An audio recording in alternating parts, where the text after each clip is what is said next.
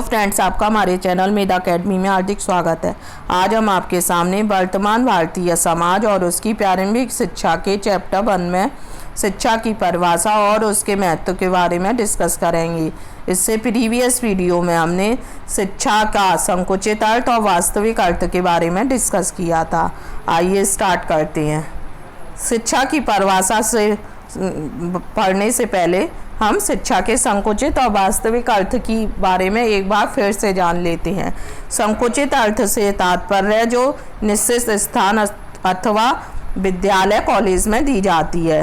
यह इसकी एक निश्चित योजना होती है और ये एक निश्चित समय तक जी जाती है और निश्चित विधियों द्वारा ज्ञान प्रदान किया जाता है।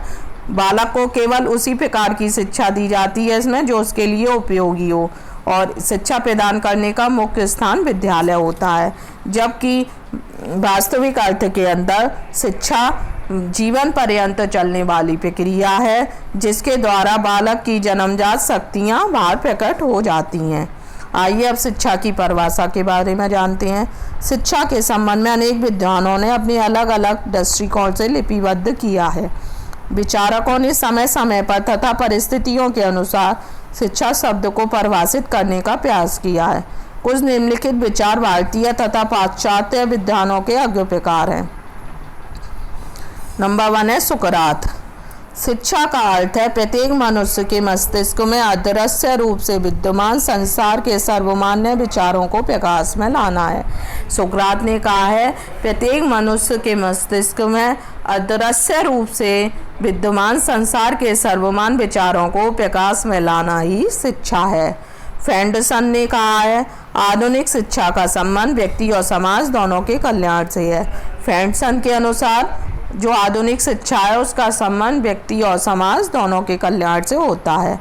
उन्होंने प्रस्तुत परिभाषा के अंतर्गत समाज तथा व्यक्ति दोनों के कल्याण के विषय में कहा है। शिक्षा के द्वारा व्यक्ति के प्रत्येक पहलू तथा समाज के प्रत्येक पहलू का विकास होता है। शिक्षा जो होती है उससे व्यक्ति का और समाज का दोनों का विकास होता है। व्यक्ति में सामाजिक विकास, आध्यात्मिक विकास और चारित्रिक विकास होता है, जबकि समाज में मूल्य, परंपराएं, आदर्श, आवश्यकता एवं अंधविश्वास। समाज में मूल्य, परंपराएं, आदर्श, आवश्यकता, अंधविश्वास का विकास होता है, जबकि व्यक्ति में सामाजिक, आध्यात्मिक और चारित्रिक विकास होता है। इस प्रकार शिक्षा व्यक्ति का भी और समाज का भी विकास करती है। अरस्तु के अनुसार स्वस्थ शरीर में स्वस्थ मस्तिष्क का निर्माण करना ही शिक्षा है। अरस्तु ने कहा है कि स्वस्थ शरीर में स्वस्थ मस्तिष्क का निर्माण करना ही शिक्षा है। प्लेटो ने कहा है शारीरिक, मानसिक तथा बौद्धिक विकास की प्रक्रिया ही शिक्षा है। प्लेटो के अनुसार व्यक्ति का शारीरिक, मानसिक एवं बौद्धिक विकास की जो प्रक्रिया होती है उसे ही हम शिक्षा कहते हैं। प्लेटो ने अपनी अभिव्यक्ति में कहा है शिक्षा व्यक्ति का शारीरिक विकास है, शिक्षा व्यक्ति का मानसिक विकास है, शिक्षा व्यक्ति का बौद्धिक विकास है। इस प्रकार हम कह सकते हैं प्लेटो के अनुसार शिक्षा व्यक्ति का शारीरिक, मानसिक एवं बौद्धिक विकास करती है। कमेनियस ने कहा है शिक्षा व्यक्ति का पूर्ण विकास है, शिक्षा के द्वारा व्यक्ति का पूर्ण विकास किया जाता है। रेमंड के अनुसार शिक्षा विकास की वह प्रक्रिया है जिसमें मनुष्य बचपन से लेकर प्रौढ़ता की ओर अग्रसर होता है। रेमंड ने बताया है कि शिक्षा वह प्रक्रिया है जिसमें मनुष्य बचपन से लेकर प्रौढ़ता की ओर अग्रसर होता है। स्वामी विवेकानंद ने भी कहा है शिक्षा मनुष्य के अंदर निहित शक्तियों को प्रकट करती है। शिक्षा मनुष्य की रुचियों का विकास करती है। शिक्षा मनुष्य में समायोजन करने की शक्ति का विकास करती है। शिक्षा मनुष्य में सामाजिक, राजनीतिक एवं मनोवैज्ञानिक विकास भी करती है। टीपी नन के अनुसार भी कहा गया है शिक्षा व्यक्तित्व का पूर्ण विकास है जिससे कि वह अपनी पूर्व योग्यता के अनुसार मानव जीवन में मौलिकता प्रदान कर सके। इस प्रकार से स्पष्ट होता है शिक्षा का कार्य प्राकृतिक विकास को उसके लक्ष्य की ओर ले जाने में सहायता प्रदान करता है। महात्मा गांधी ने भी कहा है कि बालक एवं मनुष्य के शरीर व मस्तिष्क व आत्मा का विकास करना है। महात्मा गांधी के अनुसार शिक्षा मानव के शरीर का, मस्तिष्क का और उसकी आत्मा का पूर्ण विकास करती है। आइए अब शिक्षा के महत्व के बारे में जानते हैं। शिक्षा का महत्व। अरस्तू के अनुसार शिक्षा मानव की शक्ति का विशेषतया मानसिक शक्ति का सामान्यतः विकास करती है। शिक्षा मानव की शक्ति का विशेषतया मानसिक शक्तियों का सामान्य विकास करती है, जिससे वह परम सत्य, शिव तथा सुंदर का चिंतन करने योग्य बन सके। इस प्रकार शिक्षा बालक के व्यक्तित्व के विकास में सहायता प्रदान करती है और शिक्षा के आधार पर ही बालक पर्यावरण में सामंजस्य स्थापित करने में सफल हो जाता है। इस प्रकार हम कह सकते हैं कि शिक्षा व्यक्तित्व का विकास करती है और उसका पर्यावरण के साथ समायोजन स्थापित करने में भी सहायता करती है। जब बालक का जन्म होता है, शिक्षा का जन्म भी उसी समय से हो जाता है। जन्म के समय बालक अपने वातावरण के बारे में, अच्छाइयों व बुराइयों के बारे में बिल्कुल अनभिज्ञ होता है, लेकिन अपनी आवश्यकता अनुसार परिवार के सदस्यों को जानने लगता है तथा अपनी आवश्यकताओं की पूर्ति करता है। इस प्रकार शिक्षा के माध्यम से बालक की आवश्यकताओं की पूर्ति बचपन से ही की जा सकती है।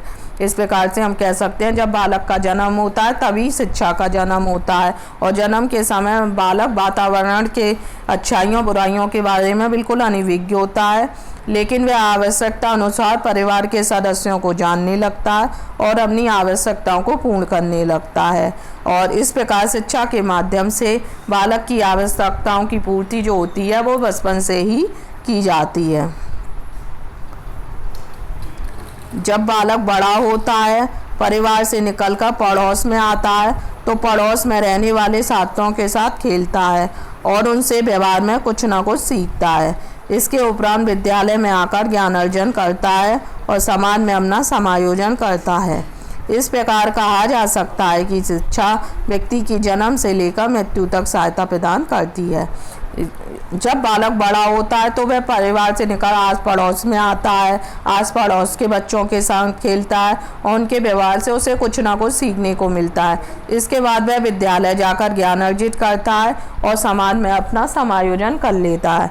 इस प्रकार हम कह सकते हैं कि शिक्षा व्यक्ति के जन्म से लेकर मृत्यु तक सहायता प्रदान करती रहती है। समय समय पर विश्व के मनीषीगण शिक्षा पर प्रभाव डालते आए हैं। हमारे शास्त्रों में लिखा है, किम किम ना साधयति कल्पतेव विद्या। कल्प वृक्ष वह वृक्ष है जिसमें व्यक्ति को सब कुछ प्राप्त हो जाता है। उपरोक्त पंक्ति में कहा गया है, कल्पना के समान विद्या से क्या क्या प्राप्त नहीं होता, अर्थात विद्या से सब कुछ प्राप्त होता है। कहने का तात्पर्य यह है कि कल्प वृक्ष वह वृक्ष है जिसमें व्यक्ति को सब कुछ प्राप्त हो जाता है। कल्पना के समान विद्या से क्या क्या नहीं प्राप्त होता, अर्थात विद्या से हम सब कुछ प्राप्त कर सकते हैं। भर्तृहरि ने भी लिखा है, विद्या विहीन नरः पशुः समानः, अर्थात विद्या के अभाव में मनुष्य पशु समान है। जो व्यक्ति विद्या नहीं ग्रहण करती हैं वो पशु समान होते हैं, अर्थात विद्या का अभाव रहेगा तो मनुष्य पशु समान हो जाएगा। विद्या के महत्व को प्रतिपादित करते हुए स्वामी विवेकानंद ने अपने भाषण में लिखा है, जो विचार जीवन निर्माण, मनुष्य निर्माण, चरित्र निर्माण में सहायक हो उन्हें ही शिक्षा की संज्ञा दी जा सकती है। जो भी हमारे विचार होते हैं वो हमारे जो जीवन का निर्माण करते हैं, मनुष्य का निर्माण करते हैं और चरित्र निर्माण करते हैं, अगर उनमें वे सहायक होते हैं तो उसे ही हम शिक्षा की संज्ञा दे सकते हैं। गांधी जी ने भी बताया शिक्षा के बारे में, शिक्षा से मेरा अभिप्राय व्यक्ति के शरीर, मन और आत्मा का विकास है। मतलब शिक्षा जो है व्यक्ति के शरीर, मन, आत्मा के विकास में महत्वपूर्ण भूमिका निभाती है। एडिसन ने लिखा है, संगमरमर के पत्थर के लिए जो महत्व मूर्तिकार का है वही महत्व आत्मा के लिए शिक्षा का। शिक्षा के द्वारा ही व्यक्ति अपना संपूर्ण विकास कर सकता है, अपने व्यक्तित्व का शारीरिक, मानसिक, सामाजिक, आध्यात्मिक विकास कर सकता है। अगर आपको हमारा शिक्षा का महत्व समझ आया हो तो प्लीज़ हमारे वीडियो को लाइक कीजिए, हमारे चैनल को सब्सक्राइब कीजिए और हमारे वीडियो का सबसे पहले नोटिफिकेशन प्राप्त करने के लिए बेल आइकन को प्रेस करिए। Thank you.